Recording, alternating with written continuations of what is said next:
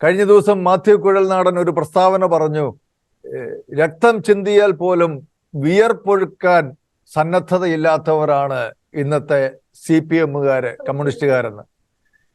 അങ്ങ് ഒരു മുതിർന്ന മാധ്യമ പ്രവർത്തകൻ, എനിക്ക് തോന്നുന്നത് ഒരുപക്ഷെ EMS-ന്റെ കാലം മുതലുള്ള കമ്മ്യൂണിസ്റ്റ് നേതാക്കന്മാരെ അങ്ങേക്ക് പരിചയമുണ്ടാവും.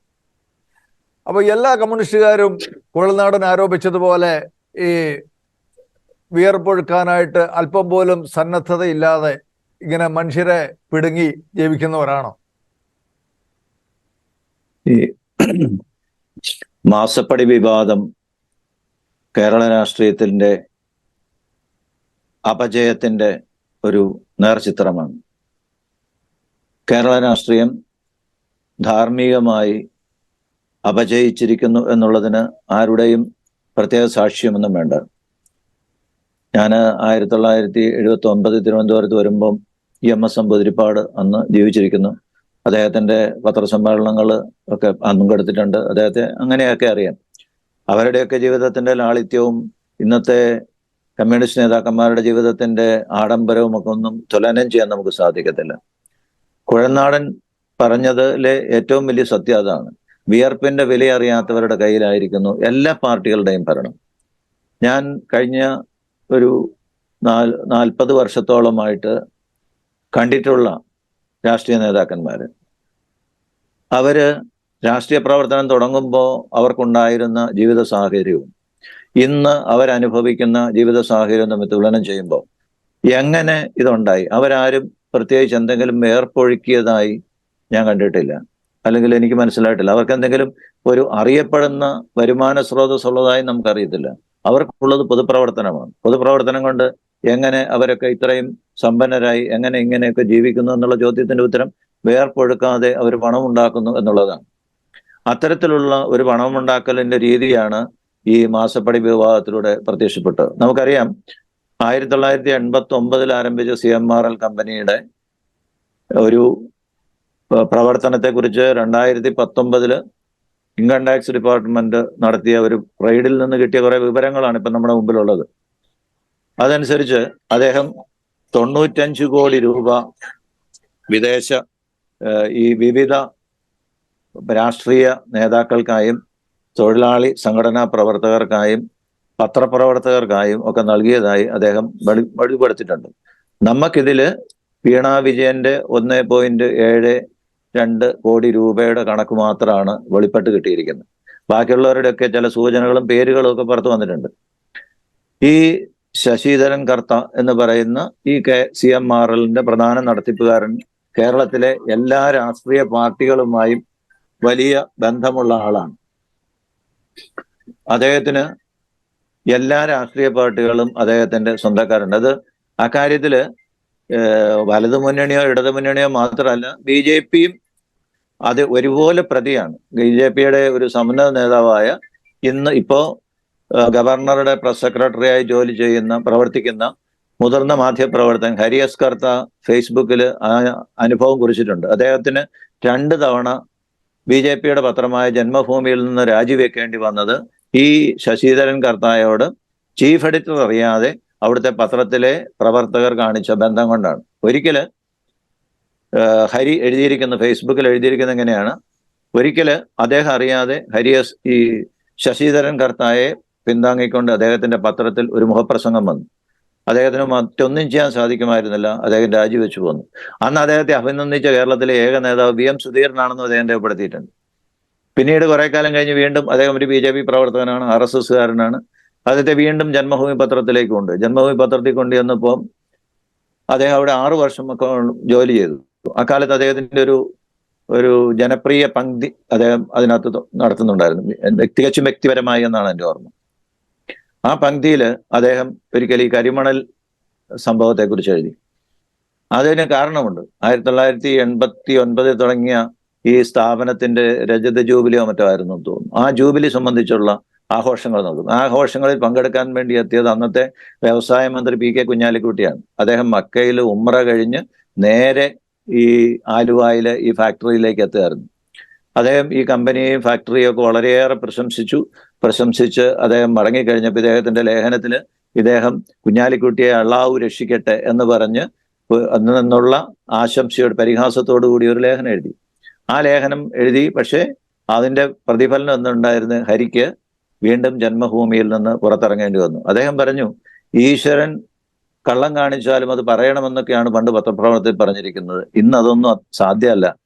കാരണം ചെയ്ത്താൻ അത്ര ശക്തമാണ് എന്നാണ് അദ്ദേഹം പറഞ്ഞത്. അദ്ദേഹത്തിന്റെ കുറിപ്പ്, അതിലെ സൂചനകളെ കുറിച്ചൊന്നും ഞാൻ കൂടുതൽ പറയുന്നില്ല. കാരണം ഫേസ്ബുക്കിൽ നോക്കിയാൽ ഇപ്പോഴും ഹരിയുടെ ഫേസ്ബുക്ക് പോസ്റ്റ് ഉണ്ട്. അപ്പം ഞാൻ പറഞ്ഞത് വരുന്നത് രാഷ്ട്രീയത്തിൽ വന്നിരിക്കുന്ന അപജയം, അതായത് ഈ നമ്മൾ ഉദ്ദേശിക്കുന്ന ഒരു പക്ഷേ 50കളിലോ ഒക്കെയുള്ള രാഷ്ട്രീയ പ്രവർത്തനത്തിൽ രാഷ്ട്രീയ നേതാക്കന്മാരൊക്കെ ലാളിത്യത്തിന്റെയും വിശുദ്ധിയുടെയും ഒക്കെ പ്രതീകങ്ങളായിരുന്നെങ്കിൽ ഇന്ന് അങ്ങനെയല്ല. ഇന്ന് ആഡംബരത്തിന്റെയും സുഖലോലുപതയുടെ ഒക്കെ പ്രതീകങ്ങളാണ്. അവർ കാലഘട്ടത്തിലെ രാഷ്ട്രീയം എന്ന് പറയുന്നത് ത്യാഗവും സേവനവുമായിരുന്നു. അതെ, ജനങ്ങളുടെ നന്മയ്ക്ക് വേണ്ടി, നാടിന്റെ നന്മയ്ക്ക് വേണ്ടി ഒരു കാഴ്ചപ്പാടോടെ പ്രവർത്തിക്കുക എന്നുള്ളതായിരുന്നു അവരുടെ അന്നത്തെ പ്രവർത്തനങ്ങൾ. അതൊക്കെ മാറി. ഇന്നിപ്പോ എല്ലാവർക്കും എന്തുകൊണ്ടാണ് വലിയ ജോലിയൊക്കെ രാജിവെച്ച് പലരും രാഷ്ട്രീയത്തിലേക്ക് വരുന്നത്? രാഷ്ട്രീയമാണ് ഇന്ന് ഏറ്റവും വരുമാനമുള്ള മാർഗം. ഇവരുടെ ഇപ്പൊ ഞാൻ ഈ കേരളത്തിലെ ഇന്നത്തെ എല്ലാ പ്രധാനപ്പെട്ട പാർട്ടികളുടെ നേതാക്കന്മാരുടെ ഒരു കഴിഞ്ഞ 50 വർഷത്തെ അല്ലെങ്കിൽ 25 വർഷത്തെ രാഷ്ട്രീയത്തിൽ വന്നതിന് ശേഷം ഉണ്ടായിരിക്കുന്ന വരുമാന വർധനയെ കുറിച്ച് ഒരു അന്വേഷണം നടത്താവോ? സത്യസന്ധമായ ഒരു അന്വേഷണം നടത്താവോ? സത്യസന്ധ അന്വേഷണം നടത്തിയാൽ അറിയാം എങ്ങനെ ഇവർ ഈ പണം ഉണ്ട്. ട്രേഡ് യൂണിയൻ നേതാക്കന്മാരുടെ നിങ്ങൾക്കറിയാം, ഈ സംഘടന ഈ പാർട്ടിക്ക് വേണ്ടി, അതായത് ഈ പറയുന്ന നമ്മൾ ഈ പറഞ്ഞ വീണയ്ക്ക് പൈസ കൊടുത്തെന്ന് പറയുന്ന CMRL വേണ്ടി അവർ ഇൽമനേറ്റ് ആണ് അവരുടെ അസംസ്കൃത വസ്തു. അത് ഇപ്പൊ സർക്കാർ വഴിയാണ്, സർക്കാർ സ്ഥാപനമായ KMRL വഴിയാണ് അത് അവർക്ക് കിട്ടുന്നത്. അവർക്ക് നേരിട്ട് ഖനനം ചെയ്യാൻ അനുവാദം കൊടുക്കണമെന്നും പറഞ്ഞ് ആലുവയിൽ മനുഷ്യച്ചങ്ങല പിടിച്ചവരിൽ 2012 മനുഷ്യച്ചങ്ങല പിടിച്ചവരിൽ അന്നത്തെ CPM-ന്റെ ജനറൽ സെക്രട്ടറി പിണറായി വിജയൻ, KPCC-യുടെ പ്രസിഡന്റ് രമേശ് ചെന്നിത്തല, BJP-യുടെ നേതാവ് V മുരളീധരൻ എന്നിവരുണ്ടായിരുന്നു എന്നുള്ളതാണ് ചരിത്രം. അതിനുശേഷം 2013 ആവശ്യം സെക്രട്ടേറിയറ്റിന് മുമ്പിൽ സമരം നടത്തിയത് INTUC-യും CIT-യും ഒന്നിച്ചാണ്. ഒന്ന് നമ്മൾ ഓർത്ത് നോക്കണം, എന്തുമാത്രം ആഴത്തിലുള്ള ഒരു ബന്ധമാണ് ഈ കരിമണൽ മുതലാളിക്ക് ഈ സംഘടനകളുമായിട്ടെല്ലാം ഉള്ളത്. ഇപ്പൊ കുഞ്ഞാലിക്കുട്ടിയെ സംബന്ധിച്ചിടത്തോളം കുഞ്ഞാലിക്കുട്ടി അവരോടുള്ള ബന്ധത്തെക്കുറിച്ച് ഹരി എഴുതിയിരിക്കുന്ന നമ്മൾ വായിച്ചു. ഒരു BJP പ്രവർത്തകനാണ് എഴുതിയത്. അദ്ദേഹത്തിന് ജനാധിപത്യ മുന്നണിയുള്ള ഒരു സ്വാധീനം. ഇപ്പം നമുക്കറിയാം, ഈ ഒരു വിവാദത്തെക്കുറിച്ച് വന്ന പത്രസമ്മേളനത്തിൽ എന്താണെന്ന് സതീശൻ പറഞ്ഞത്, ഈ പൊതുപ്രവർത്തകർ നടത്തുന്നവര് വ്യവസായികളിൽ നിന്ന് സഹായം സ്വീകരിക്കാറുണ്ട്, അല്ലെങ്കിൽ സംഭാവന സ്വീകരിക്കാറുണ്ട്. അത് എല്ലാവർക്കും അറിയാവുന്ന ഒരു യാഥാർത്ഥ്യമാണ്. ആ സംഭാവന സ്വീകരിക്കുന്ന ഒരു പുതിയ മാനം വന്നിരിക്കുകയാണ് വീണയുടെ ഇഷ്യൂയിൽ. അതാണ് പ്രശ്നം. അതായത് പാർട്ടി മേടിക്കുന്നതിന് മുമ്പ്, പാർട്ടി നേതാക്കൾ മേടിക്കുന്നതിന് പകരം പാർട്ടി നേതാവിന്റെ പേരിൽ, അദ്ദേഹത്തിന്റെ മകളുടെ പേരിലേക്ക്, അല്ലെങ്കിൽ അദ്ദേഹത്തിന്റെ ഈ വീണ എന്ന് പറയുന്നത് പിണറായിയുടെ മകൾ എന്നതുപോലെ തന്നെ പൊതുമരാമത്ത് ടൂറിസം വകുപ്പ് മന്ത്രിയുടെ ഭാര്യ കൂടിയാണ്. രണ്ട് ഭരണത്തിൽ ഇത്രയും സ്വാധീനമുള്ളവർ. ഇപ്പം ഇങ്ങനെയുള്ള ഒരാൾക്ക് എന്തെങ്കിലും ഒരു സഹായം ചെയ്തു കൊടുക്കുന്നില്ല, അവർക്ക് എന്തെങ്കിലും ഇങ്ങനെ ഒരു 1 കോടി രൂപ കൊടുക്കുന്നതെന്ന്, ഇവർക്ക് 95 കോടി രൂപ മുടക്കുന്നവർക്ക് 1 കോടി രൂപ 2 കോടി രൂപ കൊടുക്കുന്നതിനകത്ത് എന്താ ഇത്ര വലിയ കാര്യമായിരിക്കുന്നത് മുടക്കിയവർക്ക്? അപ്പൊ അവരെ ഇത് ചെയ്യുന്നതിനാണ്. ഇപ്പം ഇതൊന്നും പിണറായി അറിഞ്ഞെന്തെങ്കിലും, പിണറായി നിന്ന് നേരിട്ട് എന്തെങ്കിലും ഉടനെ മേടിച്ചോ, അല്ലെങ്കിൽ റിയാസിൽ നിന്ന് എന്തെങ്കിലും മേടിച്ചിട്ടൊന്നും ആകുകയില്ല. അവർക്കറിയാം എന്ത് ചെയ്യണമെന്ന്. ഇവരുമൊക്കെ ആയിട്ടുള്ള വലിയ ബന്ധത്തിന്, നല്ല ബന്ധത്തിന് അവർ ഈ പണം കൊടുക്കുന്നു. അന്ന് ഇപ്പം ഈ ആദായ നികുതി വകുപ്പിന് അവരുടെ chief financial officer Suresh Kumar എന്നാണ് എൻ്റെ ഓർമ്മ, അദ്ദേഹം കൊടുത്തിരിക്കുന്ന റിപ്പോർട്ടിൽ പറഞ്ഞിരിക്കുന്നത്, ഞങ്ങൾക്ക് ഇങ്ങനെ ഞങ്ങളുടെ വ്യവസായം സമാധാനപരമായിട്ടൊക്കെ നടത്തിക്കൊണ്ട് പോകണം, ഇങ്ങനെയുള്ളവർക്ക് കൊടുക്കണം, അതിന് ഞങ്ങൾ കൊടുത്തു എന്നാണ് പറഞ്ഞിരിക്കുന്നത്. ഇതൊക്കെ സമ്മതിച്ച് അതാണ് ഈ പരിഹാര ബോർഡ് ഇല്ലീഗലായിട്ട് പ്രഖ്യാപിച്ചിരിക്കുന്നത്. അവിടെയാണ് വിഷയം വന്നിരിക്കുന്നത്. അപ്പൊ വിഷയം ഇതിൻ്റെ അകത്തൊരു പ്രശ്നം എന്താണെന്ന് ചോദിച്ചാൽ, ഇപ്പം സതീശന്റെ പേരുണ്ടോന്ന് എനിക്കറിയത്തില്ല, രമേശ് ചെന്നിത്തലയുടെ പേരുണ്ടെന്ന് പറയുന്നു, ഉമ്മൻചാണ്ടിയുടെ പേരുണ്ടെന്ന് പറയുന്നു, അവരുടെ അങ്ങനെ പലരുടെയും പേര് അതിനകത്തുണ്ടെന്ന് പറയുന്നു. കൃത്യമായിട്ട് പുറത്തു വന്നിട്ട് സതീശൻ ഒരു സത്യം തുറന്നു പറഞ്ഞിട്ടുണ്ട്, അല്ല വീട്ടിലെ നാളീകരണം വിറ്റ പൈസ കൊണ്ട് രാഷ്ട്രീയ പ്രവർത്തനം നടത്താൻ പറ്റുമോ എന്ന് വെച്ചാൽ അർത്ഥം രാഷ്ട്രീയ പ്രവർത്തനത്തിൽ ഇതുപോലെയുള്ള അഴിമതിക്കാരുടെ ഒക്കെ അല്ലെങ്കിൽ കളങ്കിതരായിട്ടുള്ളവരുടെയൊക്കെ പണം കൊണ്ട് ഇതിനകത്ത് നടത്താൻ പറ്റുള്ളൂ എന്നാണ് അദ്ദേഹം പറയുന്നത്. അതെ, ആ ഒരു അവസ്ഥയിലേക്ക് കേരളം വന്നിരിക്കുന്നു. അതാണ് ഏറ്റവും വലിയ അടിസ്ഥാനപരമായ കാരണം. ഇതാണ് ഈ ആഡംബരങ്ങൾ. ഇപ്പൊ നമുക്കറിയാം, ഒരു അസംബ്ലി ഇലക്ഷൻ മത്സരിക്കണമെങ്കിൽ, ഒരു മണ്ഡലത്തിൽ മത്സരിക്കുന്ന 1 കോടി രൂപയൊക്കെ ചെലവാകുമെന്ന് പറയുന്നത് എനിക്കറിയത്തില്ല. ഇപ്പൊ ഇത്രയും ചെലവുണ്ടായി എവിടെ നിന്നുണ്ടാക്കാൻ? ഇവരുടെ വീട്ടിൽ നിന്നുണ്ടെന്നിട്ടാണോ ചെയ്യുന്നത്? ഒരിക്കലും അല്ല. ആരുമല്ല, ഒരു പാർട്ടിക്കാരനും അല്ല. പിന്നെ ചില പാർട്ടിക്കാർ ചെയ്യുമ്പോൾ മാത്രമേ ഇത് ഒരു ഇഷ്യൂ ആയി മാറും, ചിലർ ചെയ്യുമ്പം ഇഷ്യൂ ആയി മാറും. നമ്മൾ ഒരു ഉദാഹരണം ഞാൻ പറഞ്ഞ ബാർക്കോഴ കേസിന്റെ കേസ് നിങ്ങൾ ഓർക്കുന്നുണ്ടോ? ബാർക്കോഴ കേസിന്റെ 10 കോടി രൂപ വേർ മുതലാളിമാർ വിളിച്ചിട്ട് 1 കോടി രൂപ മാണിക്ക് കൊടുത്തു. ഈ 1 കോടി രൂപയ്ക്ക് മാണിയായിട്ട് വേട്ടയാടി, പക്ഷെ 9 കോടി രൂപ കൊണ്ടുവരെ കുറിച്ച് ആരും പിന്നെ ഒന്നും വേണ്ടിയില്ല. ഇതാണ് മാധ്യമങ്ങളുടെ ഒക്കെ ഇതിനകത്ത് എല്ലാവർക്കും ഒരു അജണ്ട ഉണ്ടുള്ള പോലെ എനിക്ക് തോന്നുന്നത്. നാട് നന്നാണെന്നുള്ള ആഗ്രഹത്തോടു കൂടിയല്ല ആരും ചെയ്യുന്നത്.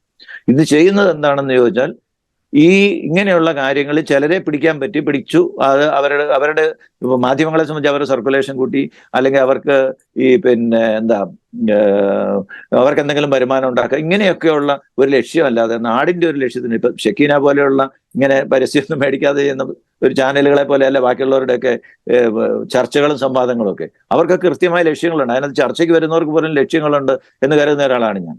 അപ്പം പൊതു സമൂഹത്തിൽ വന്നിരിക്കുന്ന ഒരു വലിയ അപജയത്തിന്റെ ഒരു അടയാളമാണ്. അതായത് രാഷ്ട്രീയ നേതാക്കന്മാർ നേരിട്ട് മേടിച്ചു. ഇപ്പം രമേശ് ചെന്നിത്തല മേടിച്ചാൽ, അല്ലെങ്കിൽ ഉമ്മൻചാണ്ടി മേടിച്ചാൽ, പിണറായി വിജയൻ മേടിച്ചാൽ ഒരു ന്യായീകരണമുണ്ട്. ഇന്ന് കുറച്ചും അച്ഛൻ ഇവിടെ സൂചിപ്പിച്ചതുപോലെ പിണറായി വിജയൻ അവിടുന്ന് 2 കോടി രൂപ, 2.5 കോടി രൂപ, എന്നതാണ് ശക്തിധരൻ അദ്ദേഹത്തിന്റെ ഫേസ്ബുക്ക് പോസ്റ്റിൽ പറഞ്ഞു. 2.5 കോടി രൂപ പിന്നെ കൈതോലപ്പായിൽ പറഞ്ഞു. അതെങ്ങനെ പറഞ്ഞാലും നമുക്ക് പ്രശ്നമില്ല, കൊണ്ടുപോകുന്നു. രാജീവാണ്, മന്ത്രി രാജീവാണ് അത് കൊണ്ടുവന്നത്. അപ്പം രാജീവ് അതിനെക്കുറിച്ച് പ്രതികരിച്ചിട്ടുണ്ട്, ശക്തിധരന്റെ ഒരു ഭാവനയാന്നൊക്കെ പറഞ്ഞിട്ടുണ്ട്. കാരണം ഇതൊക്കെ തെളിയിക്കാൻ വല്ല രേഖകളും ഒക്കെ കാണും, ഒന്നും കാണത്തില്ല. പിന്നെ ഇതിന്റെ ഒരു വേറൊരു പ്രത്യേകത എനിക്ക് മനസ്സിലായിടത്തോളം, പാർട്ടികൾക്ക് കിട്ടുന്ന പണവും പലപ്പോഴും അക്കൗണ്ട് ചെയ്യപ്പെടുന്നില്ല. അക്കൗണ്ട് ചെയ്യപ്പെടാത്തതുകൊണ്ടുള്ള പ്രശ്നം എന്ന് ചോദിച്ചാൽ, ഈ നേതാവിംഗം മേടിച്ചു 1 കോടി രൂപ മേടിച്ചു, അല്ലെ 50 ലക്ഷം രൂപ മേടിച്ചു. 50 ലക്ഷം രൂപ ആയിക്കോട്ട്, കുറച്ച് അയാൾ പാർട്ടി കാര്യങ്ങൾക്ക് കൊടുത്തു, അല്ലെങ്കിൽ അവരുടെ പാണന്മാർക്ക് കൊടുത്തു, ഇതൊക്കെ കൊടുത്തു. ഒരു 10 ലക്ഷം രൂപ എടുത്ത് ഒരു 40 ലക്ഷം രൂപ അയാൾ സ്വന്തമായിട്ട് ഇടും, അയാളുടെ അക്കൗണ്ടിലോട്ട് ഇടും, അല്ലെങ്കിൽ ഒരു 20 ലക്ഷം അയാളുടെ അക്കൗണ്ടിലേക്ക് ഇടും. ഇങ്ങനെ എടുക്കുന്നു. അതുകൊണ്ട് എന്താ ഇങ്ങനെയുള്ള വിവാദങ്ങൾ വരുമ്പോൾ, അല്ലെങ്കിൽ ഇപ്പൊ ഞാൻ പറഞ്ഞു, ഇപ്പൊ രമേശ് ചെന്നിത്തല ഇലക്ഷൻ ഫണ്ടിലേക്ക് കാശ് മേടിച്ചിട്ടുണ്ട്. കോൺഗ്രസിന്റെ ഇലക്ഷൻ ഫണ്ടിൽ അതിന്റെ ഒരു വരുമാനം ഉണ്ടെങ്കിൽ രമേശ് അഴിമതിക്കാരനല്ലല്ലോ. ആര് ഇലക്ഷൻ ഫണ്ട് മേടിച്ചിട്ടുണ്ടെങ്കിലും, പിണറായി മേടിച്ചിട്ടുണ്ട്, ഇലക്ഷൻ ഫണ്ട് മേടിച്ചു. ഈ പറയുന്ന പോലെ തേങ്ങാ കച്ചവടം കൊണ്ട് പറ്റിയല്ല എന്നുള്ളത് സമ്മതിക്കുന്നു. പക്ഷെ രേഖയാണെങ്കിൽ, രസീത് കൊടുത്താണ് ഈ പണം മേടിച്ചെങ്കിൽ അത് അഴിമതിയായിട്ട് വരത്തില്ലല്ലോ. രാഷ്ട്രീയ പ്രവർത്തനത്തിന് മേടിച്ചു, ചെലവാക്കി, അതിന് കണക്കുണ്ട്. പക്ഷെ ഇവർക്കാർക്കും രസീതില്ല എന്നുള്ളതാണ് പ്രശ്നം. അതായത് ഈ പണത്തിൽ നിന്ന് പണം അവർ ദുരുപയോഗിക്കുന്നുണ്ട് എന്നുള്ളതാണ് പ്രശ്നം. നമ്മൾ ഒരു 50 വർഷം, 25 വർഷം നമ്മുടെ നേതാക്കന്മാരെ ഒന്ന് നോക്കി സങ്കടപ്പെട്ടത് മൊത്തം ഒരു അപജയം, സ്വാർത്ഥത. ഇപ്പൊ എന്തുകൊണ്ടാണ് ഇപ്പം കുറച്ചു മുമ്പ് നമ്മൾ സംസാരിച്ചു, ബുദ്ധിജീവികൾ എന്നൊക്കെ പറയുന്ന ആൾക്കാർ പദവികൾക്ക് വേണ്ടി ഇവരുടെ പുറകെ നടക്കുന്നവർക്ക് ആർക്കും നീതിക്ക് വേണ്ടി നിൽക്കാൻ പറ്റത്തില്ല. കാരണം ദാനം കിട്ടിയ പദവികളാണ് ഏത് പോസ്റ്റിലിരിക്കുന്നവരും. അവരെല്ലാം മേടിച്ച്, ഇപ്പൊ വലിയ ജുഡീഷ്യൽ പോസ്റ്റാണെന്നൊക്കെ പറഞ്ഞൊക്കെ പോസ്റ്റൊക്കെ മേടിക്കും, പഴയ ജഡ്ജിമാരാണെന്നൊക്കെ പറഞ്ഞൊക്കെ വരും. പക്ഷെ ഇവർക്ക് ആർക്കും ഈ നീതിപൂർവ്വം പ്രവർത്തിക്കാൻ സാധിക്കത്തില്ല. കാരണം എന്താന്ന് ചോദിച്ചാൽ, അവരെ സംബന്ധിച്ച് അവര് ഔദാര്യം മേടിച്ചതാണ്. ഔദാര്യം മേടിച്ചത് അവർക്ക്, എനിക്ക് പിന്നെ ഒരു പദവി ഒരാൾ തന്നാൽ അയാളോടൊരു നന്ദിയുടെ പേരിൽ ഞാനതിന് അയാൾക്ക് ആഗ്രഹങ്ങളൊക്കെ എഴുതി കൊടുക്കേണ്ടി വരും. അങ്ങനെയൊക്കെയാണ് കേരളത്തിലെ കാര്യങ്ങൾ നടക്കുന്നത്. നീതിയും ഒരു വിശുദ്ധിയും അല്ലെങ്കിൽ ഒക്കെ നടക്കുമെന്നുള്ളത് നമുക്കൊരു വലിയ വിദൂര സ്വപ്നമായിട്ട് മാത്രമേ ഇത് കാണാൻ പറ്റുള്ളൂ. വലിയൊരു അപജയത്തിലാണ് ഇപ്പം. ദൈവവിശ്വാസികളെ സംബന്ധിച്ച് മാത്രമേ അതിന്റെ പരിഹാരമുള്ളൂ. തമ്പുരാനെ വിളിച്ച് പ്രാർത്ഥിക്കാം.